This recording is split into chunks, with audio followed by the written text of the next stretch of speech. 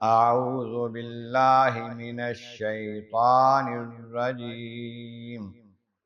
بسم الله الرحمن الرحيم.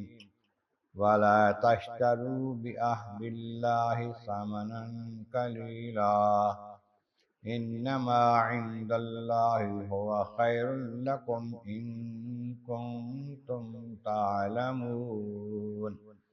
ما عندكم ينفد وما عند الله باق ولنجزين الذين صبروا أجرهم بأحسن ما كانوا يعملون.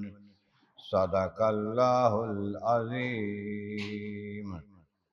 حمد و ثناء رب کریم اور درود و سلام بر سید خیر الانام کے بعد سورۃ النحل کی آیت نمبر 95 اور 96 تلاوت کی گئی ہیں، جو 14ویں پارے کے رکوع نمبر 19 میں ہیں. اس سے پہلی آیات بینات میں فرمایا گیا، بتایا گیا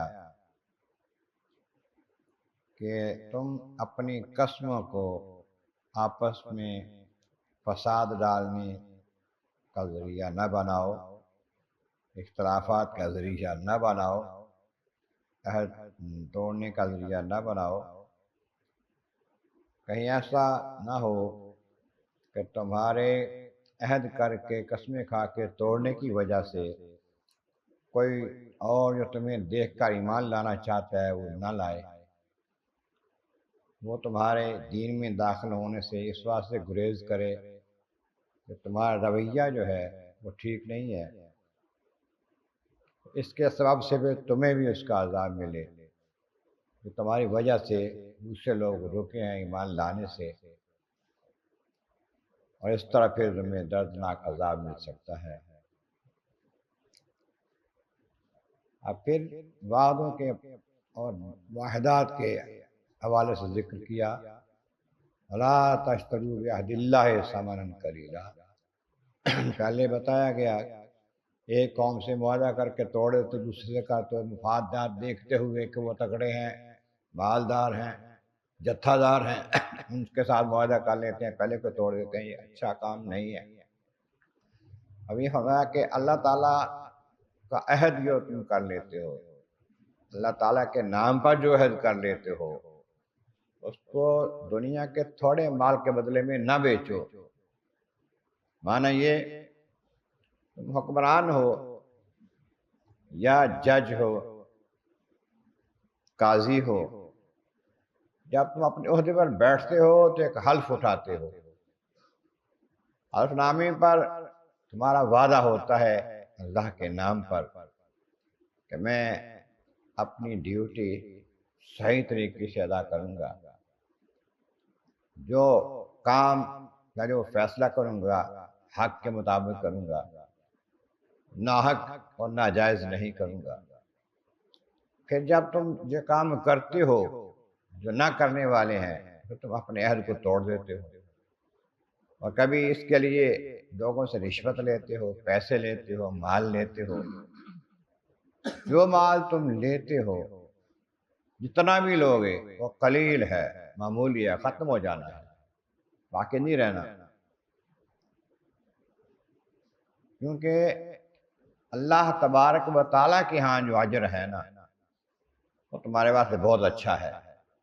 اگر تم اس کی رضا کے کام کرو، دوسروں کو چھوڑ دو، تو بہت اچھا اجر ہے اس کے پاس اگر تم جانو.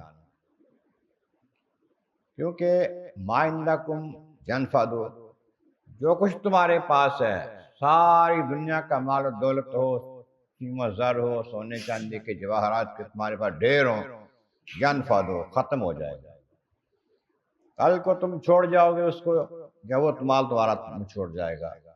لیکن ما عند اللہ باق، اللہ تعالیٰ کے ہاں جو مہربانیاں ہیں، رحمتیں، برکتیں، وہ ہمیشہ باقی رہنے والی ہیں، وہ ختم نہیں ہوں گی. اس واسطے دنیا کے مال و دولت کو، عزت و شہرت کو اس پہ قربان کرو جو ہمیشہ رہنے والا اللہ کا فضل و کرم ہے.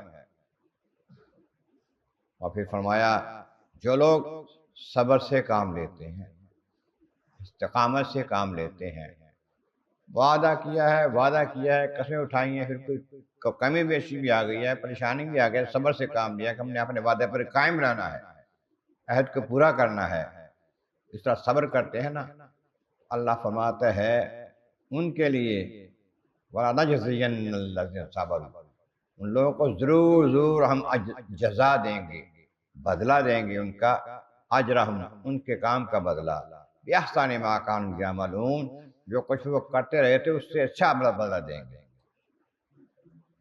تو یہ اللہ تبارک و تعالیٰ کا حکم، شریعت مطہرہ کا حکم کہ پہلے وعدہ کرو تو سوچ سمجھ کے کرو، صحیح ہے کہ غلط ہے۔ کوئی غلط کام پر قسمیں اٹھاؤ تو وہ ضروری نہیں ہے کرنا، اس کو توڑو قسم کو، اور قسم کا جرمانہ بھی ادا کرو، اس کا جو بنتا ہے کفارہ اور کام کو۔ صاحب کوئی بندہ کہتا ہے جب قسم کھاتا میں نماز نہیں پڑھوں گا، یہ غلط ہے نا، قسم کا کفارہ تو دے، وہ جرمانہ دے اس کا کہ نماز پڑھے۔ ایسے ہی قسم کھا لے کہ فلاں بندے کی مدد نہیں کروں گا، حالانکہ وہ غریب ہے، حقدار ہے، بنتا ہے، پھر یہ نہ کریں کہ میں نے قسم کھا لی اس وقت میں نے مدد نہیں کرنی، مدد کرے اور کفارت یہ قسم کا قسم توڑے۔ فرمایا کہ اگر اچھے کام کرتے ہیں تو اس کا بدلہ ہم دیں گے، ان سے بھی اچھا۔ اللہ تبارک و تعالیٰ بارک عالم عظم والا کریم، محبوب کریم کا صدقہ قرآن کریم کا فہم اور اعمال صالح نصیب فرما۔ وآخر دعوانا الحمد للہ رب العالمین۔